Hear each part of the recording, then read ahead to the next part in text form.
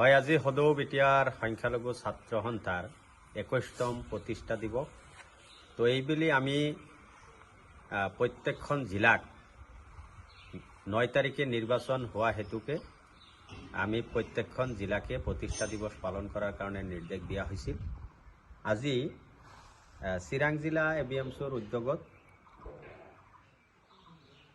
বিলাসপুৰত অসম সৃষ্টিয়া সংসদৰ কাৰ্যালয়ত জিলা এবিএমচিয়ে উক্ত প্ৰতিষ্ঠা দিৱসটো পালন কৰিলে। আৰু প্ৰতিষ্ঠা দিৱসৰ জৰিয়তে আমি যিসকল প্ৰতিষ্ঠাপকে এবিএমচি নামৰ ছাত্ৰ সংগঠনটো প্ৰতিষ্ঠা কৰিছিলে তেখেতসকললৈ আমি কৃতজ্ঞতা জ্ঞাপন কৰিছোঁ। যিসকল মহান নেতাই প্ৰতিষ্ঠাপক সভাপতি মইনুল হক ডাঙৰীয়া, আমাৰ প্ৰতিষ্ঠাপক মহিবুৰুল ইছলাম উৰ্ফে ৰাতুল, প্ৰতিষ্ঠাপক আব্দুল ৰাজ্জাক ডাঙৰীয়া, প্ৰতিষ্ঠাপক হাফিজুৰ ৰহমান ডাঙৰীয়াকে আদি কৰি যিসকল বিশিষ্ট ব্যক্তিৰ দ্বাৰা বিটিচি অঞ্চলত লাঞ্ছিত, বঞ্চিত, শোষিত, নিষ্পেষিত ৰাইজৰ কল্যাণৰ অৰ্থে শৈক্ষিক, সামাজিক, অৰ্থনৈতিক দিশ টনকিয়াল কৰাৰ অৰ্থে এই ছাত্ৰ সংগঠনটোৰ জন্ম হৈছিল। সেই দিশত বিস্তৃতভাৱে আজিৰ সভাই আলোচনা কৰিছে। প্ৰতিষ্ঠাপকসকললৈ আজিৰ এই চেগত আমি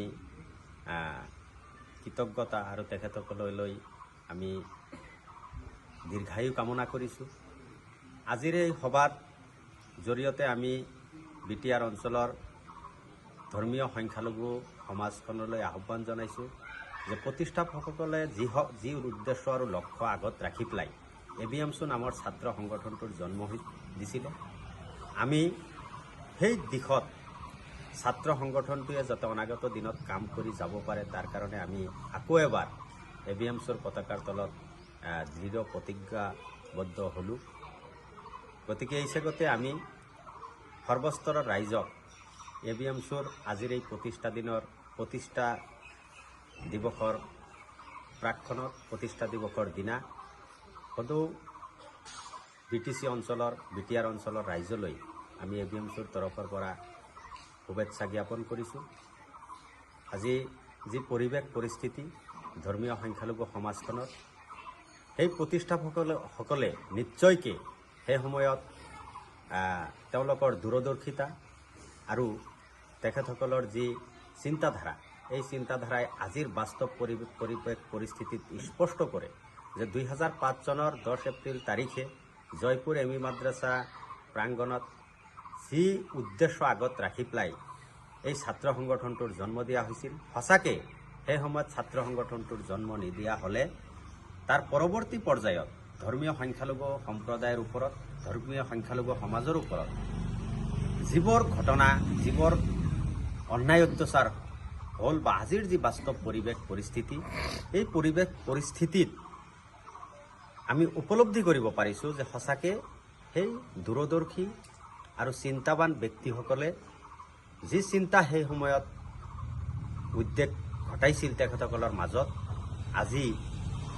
সেই চিন্তাধাৰাৰ যে এক প্ৰয়োজনীয়তা সেই সময়ত আছিল, আজিৰ পৰিস্থিতিয়ে কয়। আজিৰ পৰিস্থিতিয়ে কয় যে অসম তথা বিটিচি অঞ্চলৰ যি সামগ্ৰিক পৰিস্থিতি, এই ঠাইত উপনীত হৈ পেলাই আমি অনুভৱ কৰিছোঁ যে সঁচাকৈ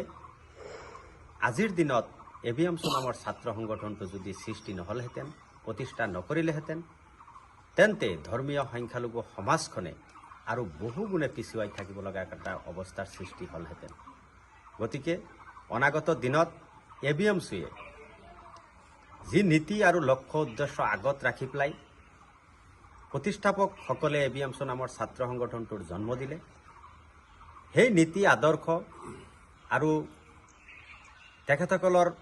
যি চিন্তাধাৰা তাক বাস্তৱ ৰূপ দিয়াৰ কাৰণে ধৰ্মীয় সংখ্যালঘু সমাজখনৰ সন্মুখত অহা যিকোনো সমস্যা প্ৰত্যাহ্বান হিচাপে গ্ৰহণ কৰি পেলাই এবিএমচিয়ে অনাগত দিনত জাতিটোৰ সমস্যা, ন্যায়, নিৰাপত্তা আদিৰ দিশত আপোচ নকৰাকৈ এবিএমচিয়ে অনাগত দিনত নিজৰ লক্ষ্য স্থিৰ থাকি উদ্দেশ্যৰ পৰা 1 ইঞ্চিও বিচলিত নোহোৱাকৈ অনাগত দিনত স্বজাতিৰ উত্তৰণৰ কাৰণে সংগ্ৰাম কৰি যাব বুলি আমি দৃঢ় প্ৰতিজ্ঞ।